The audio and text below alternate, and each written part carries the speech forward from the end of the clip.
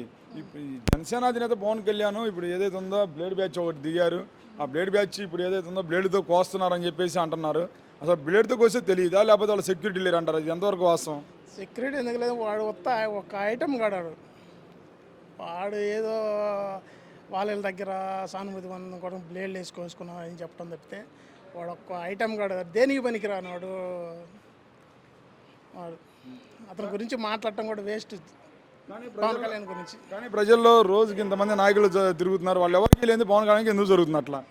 జరుగుతుందంటే జనాల్లో సానుభూతి కోసం ఓటు ఆక్రమించ కొంచెం ఓటింగ్ కోసం జరగటం తప్పితే ఏం లేదు. మరి ఇప్పుడు జగన్మోహన్ రెడ్డి పాతాలను తొక్కేస్తానని కూడా మాట్లాడుతున్నారు కదా. వాళ్ళు ఎవడి వల్ల కాదండి. అది జగన్మోహన్ రెడ్డిని తొక్కేయటం ఎవడి వల్ల కాదు. అక్కడ వల్ల కాకనే ఇప్పుడు నలుగురు పొత్తులు పెట్టుకొని వచ్చాడు. ఇంకా నలుగురు పొత్తులు పెట్టుకొని వచ్చినా అతను ఏం చేయలేరు. జగన్మోహన్ రెడ్డిని ఏం చేయలేరు.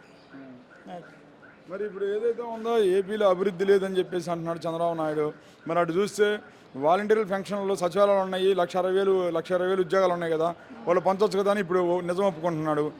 మరి మీరేమంటారు? అభివృద్ధి లేకుండా ఎట్టుందండి? అభివృద్ధి అంటే ఇప్పుడు ప్రతి ఒక్కరికి అభివృద్ధి ఉంది. అభివృద్ధి లేకపోతే అభివృద్ధి లేదని నువ్వు డైరెక్టర్గా పొత్తు లేకుండా వచ్చి నువ్వు నిలబడవచ్చుగా. నువ్వు అభివృద్ధి అనేది ఉండబట్టేగా నీకు భయం వేసి నువ్వు పొత్తుకి వెళ్ళింది. మరి అలా అయితే జగన్మోహన్ రెడ్డి గెలుస్తాడంటారా? పక్కా గెలుస్తాడు.